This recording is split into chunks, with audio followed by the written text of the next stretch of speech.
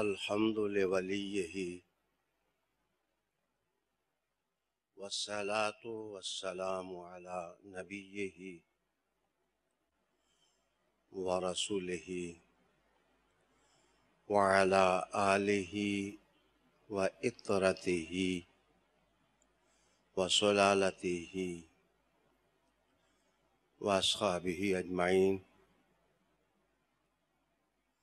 شہد ان لا الہ الا اللہ وحدہ لا شریک لہ واشہد ان محمدا عبدہ ورسولہ، اما بعد فاعوذ باللہ من الشیطان الرجیم،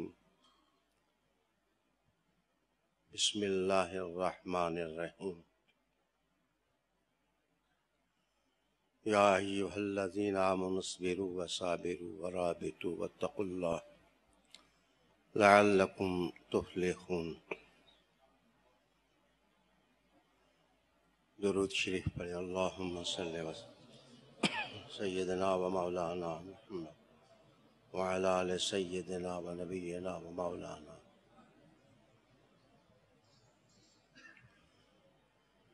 محرم الحرام شریف کی آج کی نسبت امام علی مقام رضی اللہ تعالی عنہ کی شہادت کے ساتھ ہے۔ میں کہہ سکتا ہوں کہ اس آسمان نے اس زمین پر شہادتوں کے جتنے مارکے دیکھے ہیں، جلوے دیکھے ہیں، آج ایسے لگتا ہے کہ وہ سب شہادتیں شہادت حسین کی خوشبو سونگھنے کربلا میں آئی ہوئی ہیں۔ میں کہہ سکتا ہوں کہ اس آسمان نے زمین پر بسنے والے انسانوں کو ظلمات اور اندھیروں سے نکالنے کے لیے جتنی روشنیاں زمین پر برسائی ہیں، آج وہ ساری روشنیاں سمٹ کر جبین حسین میں دکھائی دیتی ہیں۔ شہدائے کربلا یاد دلاتے ہیں گھرانہ رسالت مآب کی قربانیوں کی، یاد دلاتے ہیں ان کی سوچوں کی عظمت کی اور ان کی فضیلتوں کی تاریخ کی۔ عالی مقام ناظرین، جو آیہ کریمہ میں نے آپ کے سامنے تلاوت کی ہے، اس کا پیغام تو صبر کا اور مصابرہ کا پیغام ہے، اور اللہ تعالیٰ کی ذات کے ساتھ رابطے کا پیغام ہے، اور اس رابطے کو قائم کرنے پر استقامت کا پیغام ہے۔ قرآن حکیم نے کامیابی کا راز اسی بات کو قرار دیا۔ میں یہ بھی یاد کروں گا کہ قرآن حکیم نے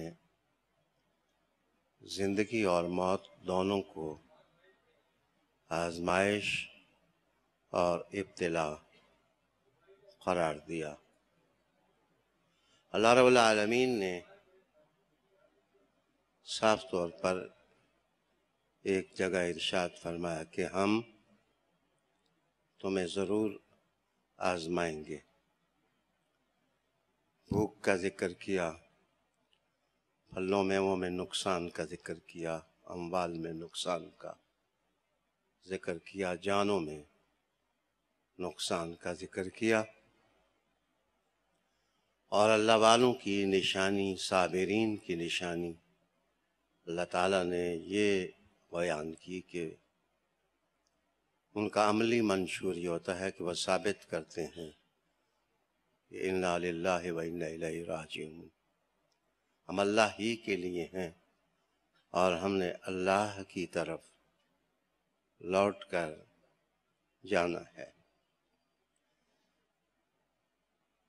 ان آیات بینات سے پہلے بھی نماز کا ذکر کیا گیا، اور اسی طرح استعانت کا ذکر کیا گیا کہ نماز قائم کر کے تم اللہ کی مددوں کو اپنی پشت پر لے آؤ، اپنی پیٹھ پر لے آؤ، اور صبر کا ذکر کیا۔ اور یہ بھی کہا گیا کہ شہید کو مردہ نہ کہو، شہید زندہ ہوتا ہے لیکن اس کی زندگی کا تمہیں شعور نہیں ہوتا۔ اعلی وقار ناظرین اور سامعین، کبھی کبھی میں سوچتا ہوں کہ شہید کی جو جد و جہد ہوتی ہے اور تگ و تاس، وہ دراصل اللہ کے ذکر سے اور اللہ کی وحدانیت پر گواہی سے انتہائی قربانی پیش کر کے روح کی تلاش ہوتی ہے۔ چونکہ شہید روح کا راز پا لیتا ہے، اس لیے اللہ کہتا ہے اسے مردہ نہ کہو، تم تلاش میں ہو لیکن یہ منزل پا گیا ہے۔ وَلَٰكِن لَا تَشْعُرُونَ، میں اس گہرائی کا اندازہ نہیں کر سکا کہ شہید جن روحانی راستوں سے گزرتا ہے اس کے تجربات کتنے میٹھے ہوتے ہیں اور اس کا سبق کتنا لذیذ ہوتا ہے، لیکن وہ دنیا سے جاتے ہوئے مسکرا کے دنیا میں رہنے والوں کو یہ پیغام دے کے جاتا ہے، زندہ تم نہیں، زندہ ہم ہیں، زندہ تم نہیں، زندہ ہم ہیں۔ تمہیں معلوم نہیں ہے کہ اللہ تعالیٰ کی ذات کے ساتھ ربط اور سچائی کے لیے قربانی کس زندگی کی نعمت سے ہمکنار کرتی ہے۔ یہ راز تم نہیں پا سکے، ہم پا گئے ہیں۔ عالی جناب سامعین اور ناظرین، یہ بھی معاملہ سوچنے کا ہے کہ اگر صدیاں بیت جائیں اور کوئی شخص شہادت کی راہ چلے، اسے جو اللہ جلوے دیتا ہے، انوار دیتا ہے، رحمتیں دیتا ہے، برکتیں دیتا ہے اور قرب عطا کرتا ہے، کوئی زندہ انسان اس معرفت کے سمندر کی تہہ تک نہیں پہنچ سکا ہے۔ جب عام شہید کا عالم یہ ہے تو حسین شہید کا عالم کیا ہوگا؟ شہید اعظم کی شہادت کا عالم کیا ہوگا؟ میں ایک حدیث شریف سنا کر بات کو آگے بڑھانا چاہوں گا کہ ہر امتحان کا ایک نصاب ہوتا ہے۔ یاد رکھنا، امتحان پہلی کا بچہ بھی دیتا ہے اور امتحان پی ایچ ڈی کا طالب علم بھی دیتا ہے۔ دونوں کے نصاب اپنے اپنے ہوتے ہیں۔ کامیاب وہ بھی ہوتا ہے، کامیاب وہ بھی ہوتا ہے، لیکن یاد رکھنا کہ نرسری کا بچہ کامیاب ہو جائے تو اسے کوئی آدمی ناکامی سے تعبیر نہیں کر سکتا، لیکن دونوں کے مراتب میں، دونوں کی فضیلتوں میں بڑا فرق ہوتا ہے۔ شہید سارے افضل ہوتے ہیں، لیکن جو مصطفیٰ کے گود میں بیٹھا ہو، جس نے حضور کا پیار پایا ہو، اس کی شہادت کی کیفیت اور اس کی شہادت کی فضیلت اور اس کی شہادت کی گہرائی اور اس کے قرب کا تعمق ہر شخص اس عظمت کا اندازہ نہیں لگا سکتا۔ حضرت انس رضی اللہ تعالی عنہ ارشاد فرماتے ہیں، بغیر اختلاف کے دنیا بھر کے جتنے مذاہب اور مسالک ہیں، انہوں نے اس حدیث کی تصحیح کی ہے۔ یہاں تک کہ ابن تیمیہ نے بھی اس حدیث شریف کی تصحیح کرتے ہوئے کہا کہ اس کی سند عالی ہے۔ حدیث کیا ہے؟ حضرت انس رضی اللہ تعالی عنہ ارشاد فرماتے ہیں کہ استاذن ملک المطر ربہ ان یزور النبی صلی اللہ علیہ وآلہ وسلم۔ وہ جو بارشوں کا فرشتہ ہے، جس کی اللہ نے ڈیوٹی لگائی ہوئی ہے کہ وہ زمین والوں پر بارش برسائے، اس کا جی مچل گیا، اس نے اپنے رب کے حضور درخواست کی حاضری،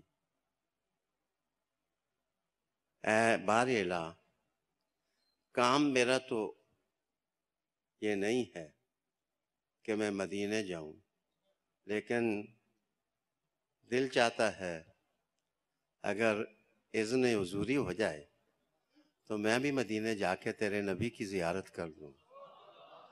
ان یزور النبی صلی اللہ علیہ وآلہ وسلم، اجازت ہو جائے تو میں مدینے جاؤں، حضور کی زیارت کروں، اس نبی کے مقام عظیم اور نسبت عظیم کا ادراک کرنے کی کوشش کرو کہ آسمان کے فرشتے بھی جس کی زیارت کے لیے تڑپتے ہوں اور اس کی نسبت کی خوشبو سونگھنے کے لیے وہ تڑپتے ہوں۔ کہا حضور اجازت ہو جائے، رب کریم نے کہا فآذن له، اس فرشتے کو اجازت ہو گئی کہ تم زمین پر جاؤ اور جا کر میرے نبی کی زیارت کرو۔ حضرت انس فرماتے ہیں کہ جس رات یا دن وہ فرشتہ آیا، باری کے اعتبار سے جان رسالت اس وقت ام سلمہ کے گھر تھے رضی اللہ تعالی عنہا۔ جو نقشہ جمالیاتی یہاں حضرت انس نے کھینچا ہے، میں آپ کے نام کرتا ہوں۔ فبینما ہی علی الباب، فبینما ہی علی الباب، جناب ابھی دروازہ کھلا، ادھر سے فرشتہ آیا، ادھر سے اذ دخل الحسین، اذ دخل الحسین، ہاں وہ دیکھو جب سورج طلوع ہو تو کہتے ہیں کہ آفتاب آمد دلیل آفتاب، سورج طلوع ہوا ہے۔ دنیا والوں، سورج طلوع ہو تو اس نقش جمالیات کو تم دیکھتے ہو، اسے کسی دلیل کی ضرورت نہیں ہوتی کہ وہ کتنا بڑا ہے سورج، وہ خود دلیل ہوتی ہے۔ وہ غریب کے جھونپڑے میں بھی داخل ہو جاتا ہے، بادشاہوں کے محلات میں بھی وہ داخل ہو جاتا ہے اور محسوس کرا لیتا ہے کہ میں اب آ گیا ہوں۔ جناب آج حسین آئے، کہاں آئے؟ باب رسالت سے داخل ہوئے، ام سلمہ کے گھر تشریف فرما ہوئے، اور جس وقت داخل ہوئے فجعل يتصوب على ظہر النبی صلی اللہ علیہ وآلہ وسلم۔ حدیث کا مضمون مسموع ہے، لیکن میں چند لفظوں کے حسن سے آج کٹور بھر کر کے آپ کے نام کرتا ہوں۔ کہتے ہیں کہ فجعل يتصوب على ظہر النبی صلی اللہ علیہ وآلہ وسلم۔ حضرت امام حسین پاک فوراً اپنے انداز میں دل رباہی کے ساتھ حضور کی پیٹھ پر چڑھ گئے، وہ یتصوب اور لوٹ پوٹ ہونے لگے۔ اب میں یتصوب کا معنی ایک معروف لفظ کے آئینے میں رکھ کے آپ کے نام کرتا ہوں۔ تصویب ہوتی ہے اذان کے کلمات کو دہرانا، اور تصویب لفظ نکلا ہے ثواب سے، اور ثواب لفظ کہتے ہیں کہ اگر کسی کو دولت ملے، ہیرے ملیں، اگر اس کو سونے کی ڈلیاں ملیں اور کہا جائے کہ اس کپڑے کی گٹھ بناؤ اور بنا کے کندھے پہ رکھو اور جاؤ، تو وہ اپنے کپڑے کو یوں پھیلا کے اس میں خزانہ ڈال کے ایسے کرتا ہے، ایسے کرتا ہے، ایسے کرتا ہے، کرنے کے بعد وہ گٹھ اٹھا کے کندھے پر رکھتا ہے۔ تو یہ کپڑے کا دورہ چورا کر کے گٹھ بنانا یہ ثواب ہوتا ہے۔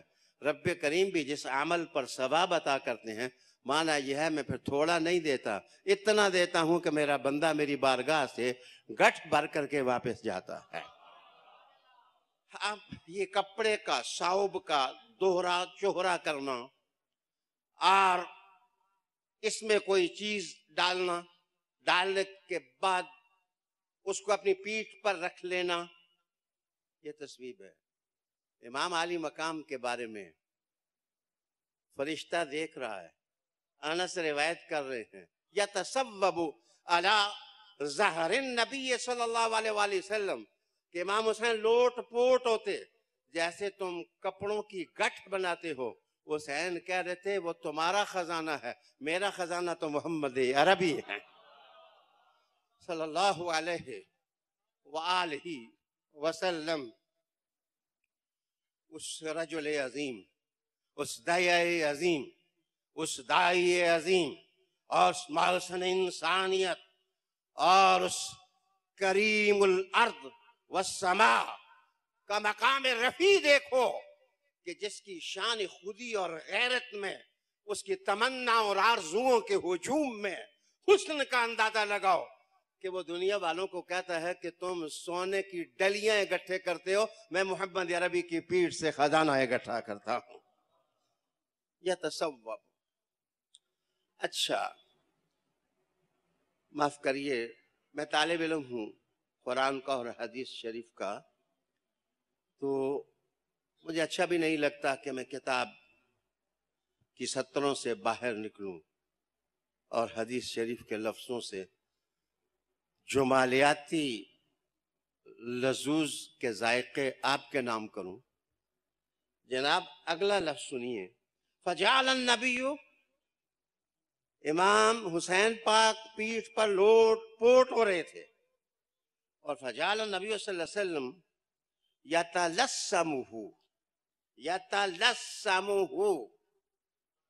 ناظرین اب یہ لفظ کہ یتلسمہ، یتلسمہ، لسم، لسام، لسیم، لسمہ، اس کا معنی کیا ہوتا ہے جناب؟ کہتے ہیں ڈھاٹا مار کر کسی آدمی کو پکڑ لینا. اب یہ اردو کا لفظ میں نے ڈھاٹا باندھنا، ڈھاٹا مارنا، یہ ڈھاٹا مار کر کسی انسان کو پکڑ لینا، یہ اس کا معنی ہوتا ہے. اب میں آپ کے پاس چادر ہو، اللہ کرے کبھی ہو، یہ چادر بھی بڑی تاریخ رکھتی ہے. آل بیت اطہار کی تاریخ تو چادر ہی سے وابستہ ہے. جو چادر کی تاریخ نہیں جانتے وہ آل بیت کی تاریخ نہیں جانتے. معاف کریے گا کہ آپ کا اپنا ہی بچہ ہو، جس وقت آپ کا بچہ سامنے سے آئے، وہ کبھی گرے کبھی اٹھے اور آپ اس کی طرف دوڑیں، بے اختیار محبت سینے میں موج مارے، آپ کی آنکھوں کا رخ بچے کے چہرے کی طرف ہو، آپ اس میں کھب جائیں، آپ اس میں اتر جائیں، آپ اس میں ڈوب جائیں اور بچے کے ساتھ ادائے محبت کوئی نئے رنگی مانگے کہ آج اس بچے کو ایسے محبت ہو جیسے کسی نے دی ہو، تو آپ بچے کو ایک ہاتھ میں پکڑنے کے بعد اپنی چادر اس کے ساتھ لپیٹ کر کے اس کو اٹھا کے اپنے سینے سے لگا لیں. یہ ہے ڈھاٹا باندھنا اور ڈھاٹا مارنا. رسالت مآب صلی اللہ علیہ وآلہ وسلم کے کندھوں کا دوشالہ آئے، اس کی قیمت تو حضرت فاضل بریلوی سے کوئی پوچھے کہ رحمت عالم علیہ تحیت و ثنا کے کندھوں پر جو دوشالہ تھا اس کی قیمت کیا تھی.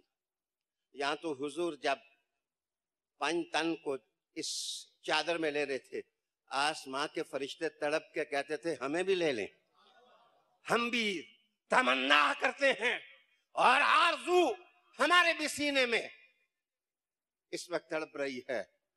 لیکن میرے دوستو، یہ بخت صرف حسن کا ہے، یہ بخت صرف حسین کا ہے، یہ بخت فاطمہ کا ہے، یہ بخت علی کا ہے.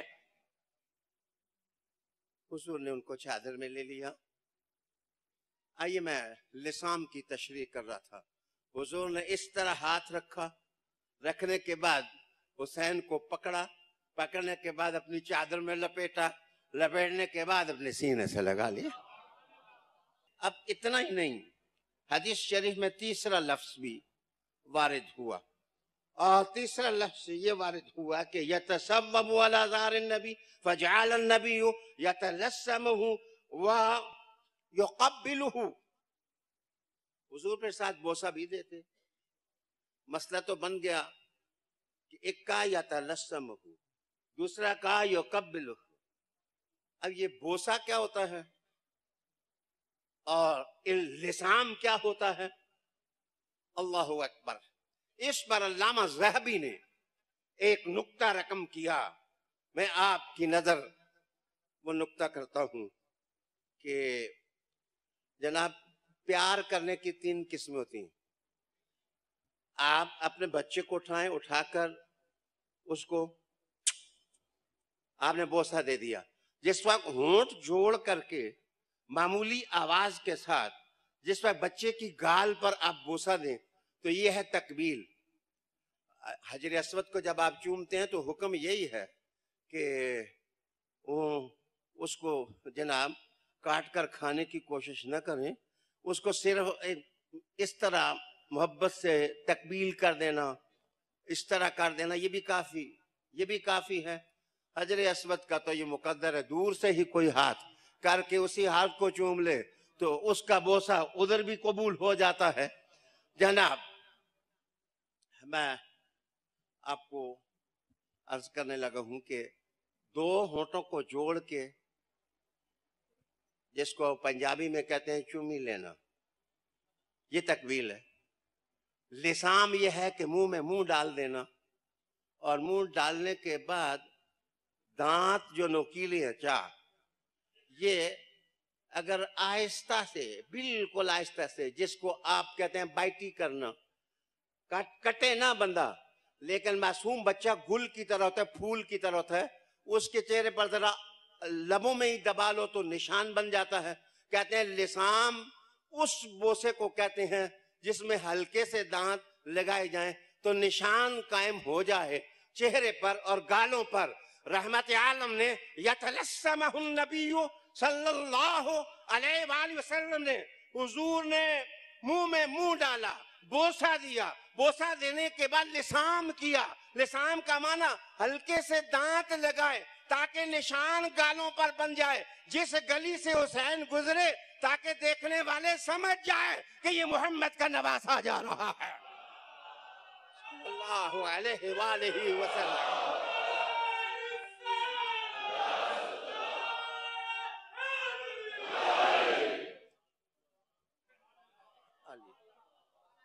علی وقار دوستو، حضور نے تو بڑے نشان قائم کیے کہ یہ میرا نواسا ہے، یہ میرے نواسے ہیں۔ میں اگر حدیث شریف کے لفظوں سے سرے منہ میں آگے پیچھے ہوں تو میں مجرم ہوں۔ حدیث ہے، میں حدیث شریف بیان کر رہا ہوں۔ جناب آگے، فقال الملک، فرشتہ بولا، انہیں کہا تو خب، حضور بہت چنگا لکھتے ہیں، بڑا پیار ہے ان کے ساتھ، بڑا عشق ہے آپ کو، تو حب ہوں۔ اللہ اکبر۔ قال النبی صلی اللہ علیہ وآلہ وسلم انا احب الحسین، انا من الحسین والحسین منی۔ جناب پھر اس نے کہا کہ ان شئت، اگر آپ چاہیں تو میں آپ کو ایک بات بتاؤں۔ حضور نے کہا کیا؟ فرمایا کہ ان امتک ستقتلہ، حضور آپ کی امت اس شہزادے کو قتل کرے گی۔ فرشتے نے کہا کہ اریتک المکان الذی یقتل، میں آپ کو وہ جگہ نہ بتا دوں جس جگہ حسین شہید ہوں گے؟ علماء نام تو آنن فانن انہوں نے کربلا کی مٹی اٹھائی، سہلتن الحمرا، کربلا کی مٹی نرم بھی تھی اور کچھ سرخی مائل تھی۔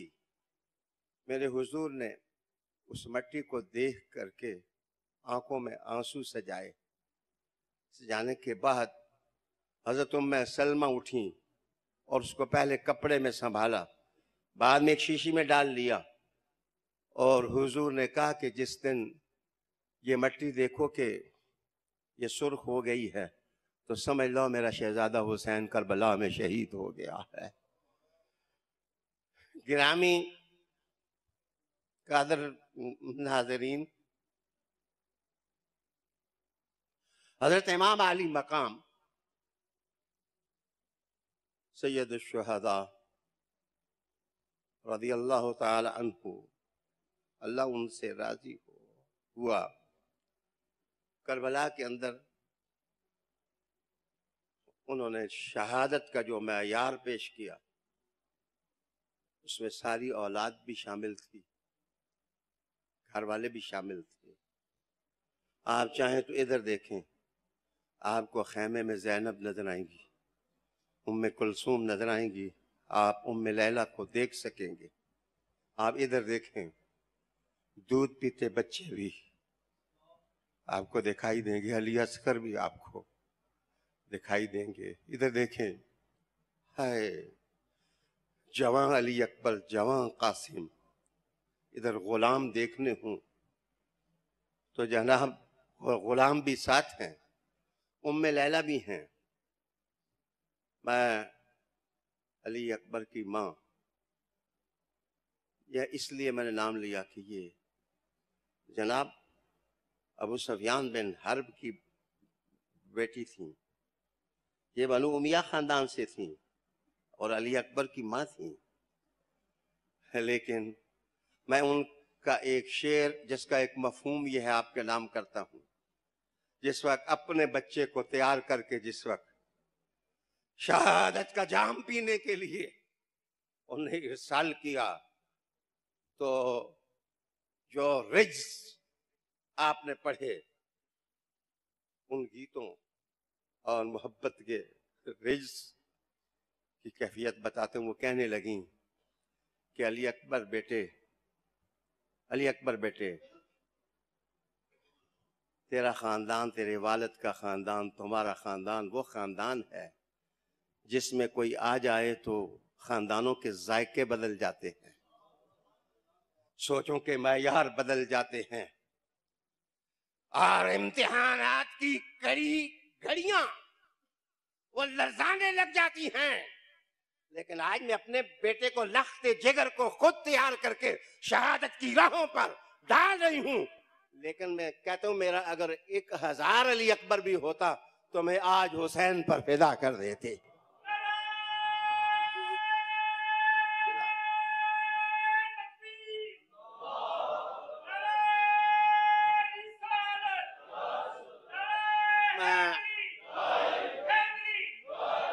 یاد رکھیے کسی بھی امتحان کی 4 چیزیں ہوتی ہیں جو قابل توجہ ہوتی ہیں. 4 چیزیں قابل توجہ ہوتی ہیں. پہلی چیز یہ کہ وہ شعور جو ملا ہے اللہ کو پہچاننے کا، وہ شعور کسی مصیبت کے وقت اس پر گرفت ڈھیلی نہ ہو، وہ شعور سلامت رہے.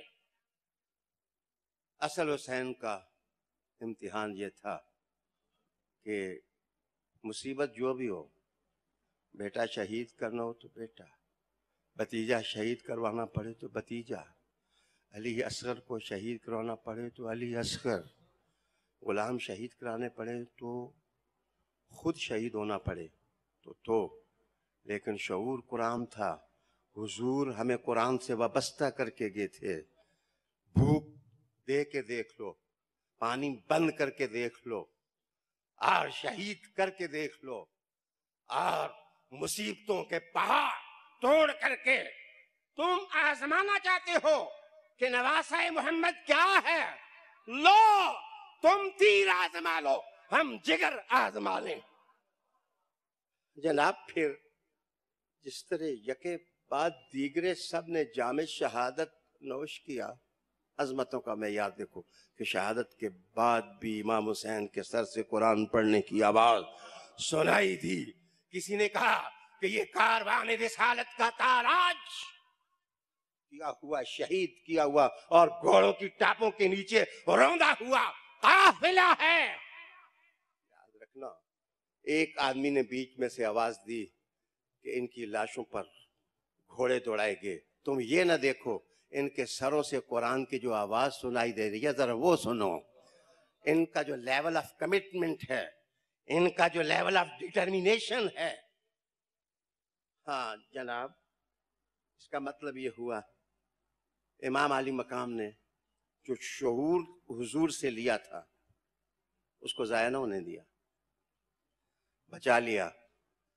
دوسری چیز ہوتی ہے کہ بندہ عقل ریاضی سے کام نہ لے، عقل حقیقی سے کام لے.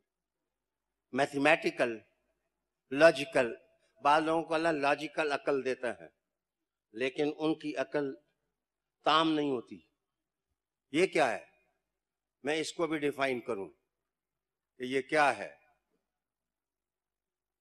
کہ ایک بچہ پہاڑا یاد کرتا ہے، 2 1 2 2 3 6 2 4 8. اس بچے کو پہاڑا صحیح یاد ہوتا ہے. ایک بندہ پی ایچ ڈی میں پہنچ جائے تو جناب اس سے پوچھے کہ 2 2 وہ بھی کہتا ہے 4.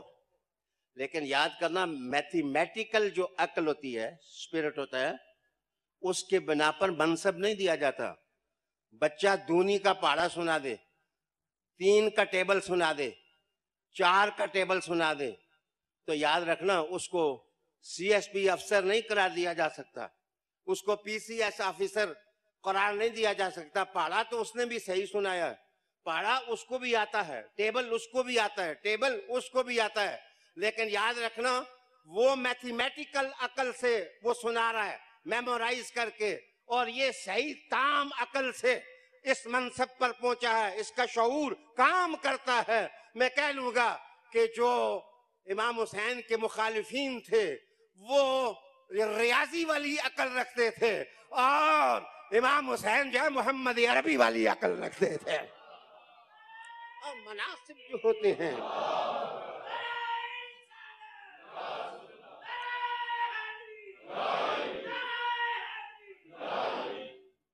اسی لیے کسی کہنے والے نے کہا کہ اسلام زندہ ہوتا ہے ہر کربلا کے بعد۔ تیسری چیز ہوتا ہے کہ قربانیوں کا لیول کیا ہے، آپ اپنے مفادات کو کتنا چھوڑ سکتے ہیں۔ آپ کو جو اللہ نے دیا ہے وہ کسی اعلیٰ مقصد کے لیے قربان کر سکتے ہیں۔ اگر آپ کا لیول بلند ہے، آپ قربان کر سکتے ہیں، پھر آپ بہت فضیلت مآب شخص ہیں۔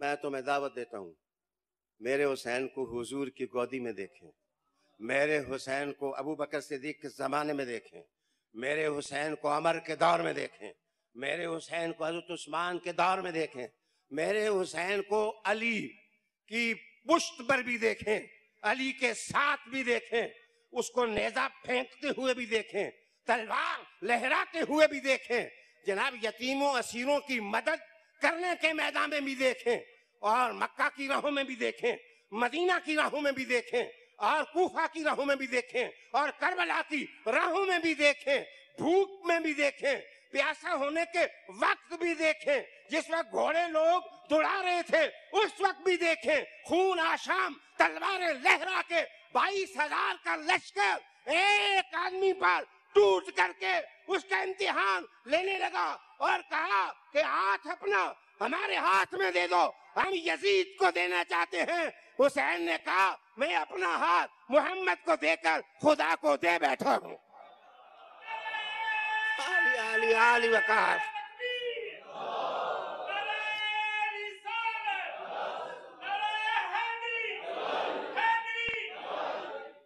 میرے دوستو، اس کے بعد چوتھی چیز یہ ہوتی ہے کہ جس آدمی کو تم نے شہید کیا اس کا جو میسج تھا وہ فانی ہو گیا یا فنا نہ ہو سکا، وہ باقی ہے یا وہ فنا کے داروں میں تحلیل ہو گیا۔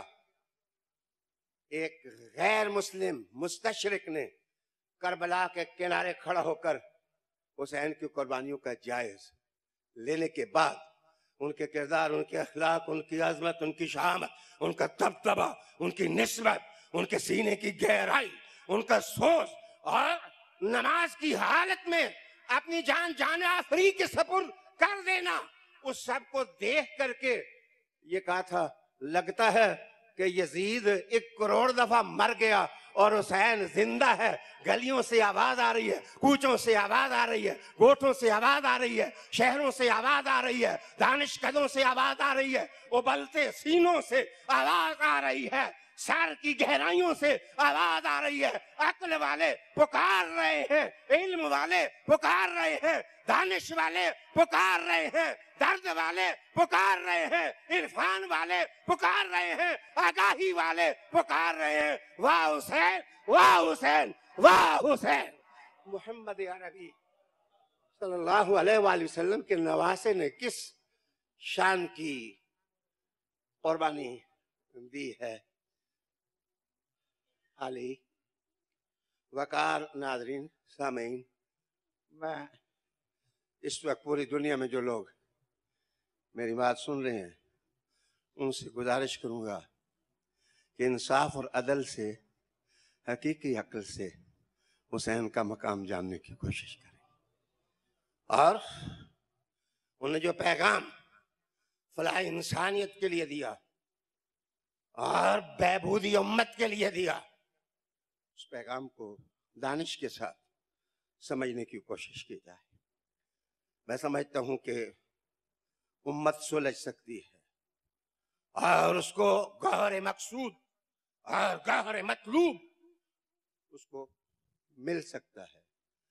میرے آخری لفظ آج کی گفتگو کے وقت کے مطابق آپ کے نام یہ ہیں کہ تلاوت کریں سورہ عصر، والعصر ان الانسان لفی خسر الا الذین آمنوا وعملوا الصالحات وتواصوا بالحق वतवासौ बिस्सब्र। तो देख लें ज़माने रसूल की वफ़ाएं, क्या फ़क्र की गली में हुसैनी गुदड़ी में आपको नज़र आती है या नहीं? इंसानियत खजारे में जा रही थी। खसारे वाली इंसानियत के लिए हुसैन की ललकार को समझने की कोशिश करें।